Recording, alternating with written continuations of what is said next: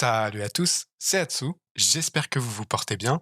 On se retrouve aujourd'hui pour la dernière vidéo de cette aventure Temporis, puisque j'ai obtenu hier les 3500 Tempotons. C'est donc l'aboutissement de cette série de Rush Tempotons qui aura duré 2 semaines et 2 jours précisément. Je vais vous expliquer dans cette vidéo qu'est-ce que j'ai fait pour rush vraiment les Tempotons. Je vous en ai parlé à travers les différentes vidéos, mais je vais faire un peu un résumé de tout ça. Et pour ceux qui n'ont pas encore terminé l'aventure, ça pourra vous être utile, je pense. Donc déjà, au niveau de la répartition des succès, pour atteindre les 3500 Tempotons, vous voyez que je suis actuellement à 6793 et j'ai même précisément 3510 Tempotons. Donc potentiellement, vous pouvez faire un petit peu moins. Au niveau temporis, on a donc 55%. Je vais commencer par là. Donc au niveau des monstres, vous voyez, j'en ai fait pas mal. Les archimonstres, j'en ai fait un peu plus que les monstres. D'ailleurs, c'est bon, pas très cohérent, mais vous voyez comme quoi on peut focus assez facilement les archimonstres sur cette édition de temporis. Et c'est des archimonstres qui vont vous rapporter pas mal de tempotons en termes de temps et de gain de tempotons. Par exemple, voilà, pour des arachnés, vous allez avoir 5 tempotons pour seulement 2 monstres. Les DD, je crois qu'on en a 2. On en a par exemple 11 tempotons uniquement pour les trolls de Lickneg, donc cette fois-ci dans une zone où il y a un seul archimonstre.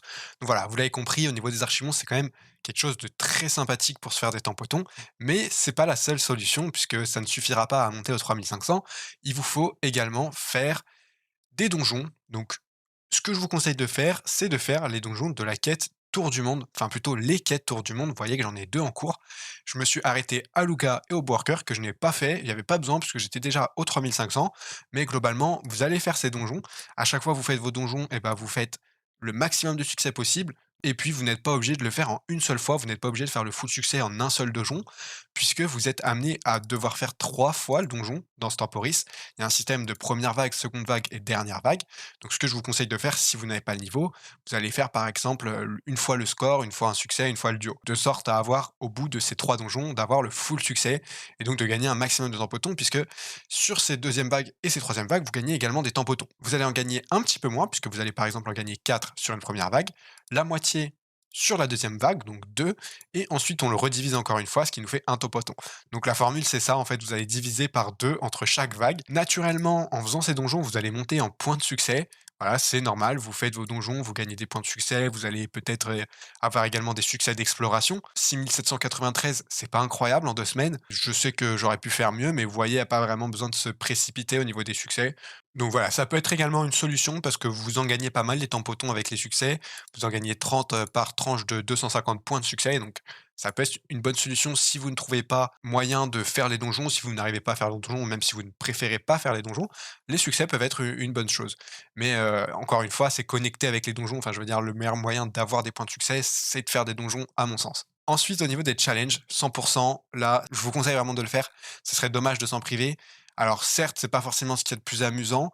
Vous allez devoir farmer certainement des donjons. D'ailleurs, je vous recommande de le faire au plus bas niveau possible. Vous n'êtes pas obligé de faire les 1000 d'un coup, vous pouvez faire par exemple les 500 en donjon et vous laissez les 1000 se compléter tout seul dans les zones que vous allez faire, parce que naturellement vous allez faire des challenges, que ce soit pour vos compagnons, pour les donjons, pour les succès monstres, les succès archi-monstres, voilà, vous allez faire des challenges. Ça sert à rien de se mettre directement à 1000, ça serait un petit peu du temps perdu à mon sens. Au niveau des avis de recherche, cette fois-ci, je n'ai fait que la zone d'Astrub, uniquement la zone d'Astrub. Rien de compliqué, vous en doutez, Astrub c'est une zone assez simple, mais quand même on a Zatoichwan dans la zone d'Astrub. Celui-ci est pas forcément facile, il a quand même plus de 10 000 PV, des bonnes résistances, il tape fort, il a un renvoi de sort en plus, enfin un renvoi de dégâts.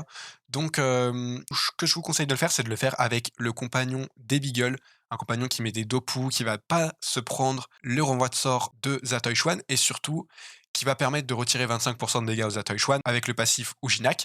Mais voilà, vous pouvez le faire avec des beagles. Si vous pouvez le faire à plusieurs, c'est quand même mieux. Moi, je sais que je l'ai fait avec un pote, donc on a mis double des beagles. C'est passé quand même assez tranquillement puisqu'on était niveau 180 à ce moment-là. Mais je sais que si vous êtes un peu plus BL, ça peut être compliqué pour Zatoichwan. Mais voilà, en plus de ça, du coup, vous allez valider quelques quêtes parce que chaque avis de recherche équivaut à une quête. Et vous allez également débloquer un méta-succès qui est donc le succès de Astrub, ce qui va vous faire 70 points de succès. Au niveau des quêtes, je n'ai fait aucune quête à part la quête du Dofus Kawot. Et les autres quêtes, c'est des quêtes qui se sont faites naturellement avec la Tour du Monde, encore une fois, les avis de recherche et quelques petites autres quêtes, comme par exemple celle de Frigos. Vous rentrez dans le donjon, vous sortez du donjon, ça vous valide une quête. Donc c'est vraiment bénef à ce niveau-là. Je suis pas loin des 125. Après, j'ai pas forcément intérêt à aller faire 3 quêtes, mais pourquoi pas les faire? Ça fera peut-être des niveaux d'oméga sur la potion. Pour ce qui est des niveaux, je vous conseille de viser le niveau 190, pas plus. Enfin, il y a quand même 100 tampotons, donc je sais que si vous êtes en galère, pourquoi pas le faire? Mais je trouve que vous allez perdre plus de temps à farm l'XP pour, 100 tampotons que vous n'aurez de temps pour, faire quelques archimonstres, par exemple. Après voilà, peut-être certains vont préférer vraiment farmer, que ce soit fossiles ou les archifungus. Donc ça vraiment libre à vous. Ça peut être intéressant pour certains si vous avez un petit peu du mal sur les tampotons. Moi, je pense que niveau 190 vous suffit amplement puisque le niveau 190 équivaut au niveau du dernier compagnon qui s'appelle donc Redirection. Redirection, c'est un petit héliotrope, voilà, c'est le dernier compagnon sur lequel j'ai effectué mes succès et donc du coup, on passe au compagnon dont je vous ai déjà parlé dans la précédente vidéo avec une très bonne astuce pour pouvoir farmer vos succès compagnons. Ça, je vous mets un petit lien vers la précédente vidéo si vous ne l'avez pas déjà vue. Je sais qu'il y a pas mal de gens qui m'ont MP à ce niveau-là, donc tant mieux si ça peut vous être utile. Moi, ça me fait vraiment plaisir, c'est aussi pour ça que je fais des vidéos. Et voilà, je vous invite à la regarder vraiment si vous avez besoin de farmer vos compagnons. Faut savoir que vous pouvez le faire à 2 joueurs, même à 3 si vous êtes assez bas niveau. Pour ce qui est du coup de la suite de cette aventure temporis, pour ma part, je vais m'arrêter ici, donc à 3510 tampotons. Je n'ai pas objectif d'aller plus loin, puisque moi j'ai vraiment créé mon personnage dans l'unique objectif de rush les tampotons. C'est d'ailleurs pour ça que j'ai vraiment fait ça à fond en 2 semaines et 2 jours précisément. Je n'ai pas drop de Dofus. J'ai continué l'aventure tout le long de l'aventure avec un stuff R niveau 130. Là, il y a récemment mon pote qui m'a passé son stuff parce qu'il a stoppé. Donc j'ai quelques items de niveau 180, 170, voilà. Mais il faut savoir que j'étais en solo monk, niveau stuff 130, j'avais aucun trophée de niveau 150. Donc pareil, ça c'est mon pote qui me l'a passé il y a juste un jour. Et voilà, c'est tout ça pour vous dire que vous n'avez pas besoin, si ce n'est pas ce que vous souhaitez faire, bien évidemment. Je sais que certains aiment bien dropper les Dofus, mais pour ma part, vraiment, pas de drop de Dofus, vraiment que du rush Tempoton. Donc voilà, tout ça pour vous dire que si vous souhaitez, comme moi, rush les Tempotons, c'est largement faisable. Vous avez jusqu'au 17 novembre 2021. On est actuellement le 26 octobre quand je tourne la vidéo, ce qui veut dire qu'il vous reste à peu près 3 semaines et un jour. Donc moi, je l'ai fait en 2 semaines et 2 jours avec le peu de temps de jeu que j'ai, c'est-à-dire que je taffais, je rentrais le soir et je jouais sur Temporis. Si vous avez plus de temps que moi, vous pouvez largement le faire, même plus vite que moi, à condition de connaître un petit peu les donjons, mais de suivre à peu près le parcours que je peux vous donner. Voilà, ça peut être une petite inspiration. Je vous laisse comme ça, vous pouvez faire pause si vous voulez voir à peu près quelles sont les catégories sur lesquelles j'ai plus focus au niveau des pourcentages. Pas de métier également, j'ai oublié de le dire, mais je n'ai pas fait de métier à part évidemment les 10 000 objets. Donc ça, vous allez fabriquer des runes évidemment. Vous fusionnez les runes, ça vous fait faire 10 000 objets, c'est très facile. Mais ce que je veux dire par pas de métier, ça veut dire que je n'ai up vraiment aucun métier. Je sais que certains le font parce que ça vous fait quand même quelques petits points de succès. C'est assez facile de faire les métiers de forge magie sur ce temporis puisque vous avez vraiment une quantité énorme de runes à force de briser les items. Voilà, je pense avoir fait le tour de ce que je voulais vous dire dans cette vidéo. J'ai essayé d'être assez compact, assez rapide dans mes explications pour pas vous faire une vidéo trop longue. Si jamais vous avez certaines questions, n'hésitez pas à les poser directement en commentaire, j'y répondrai. Sachez que vous avez vraiment le temps, j'insiste encore une fois là-dessus, ne vous découragez pas, vous avez jusqu'au 17 novembre 2021 pour Temporis 6.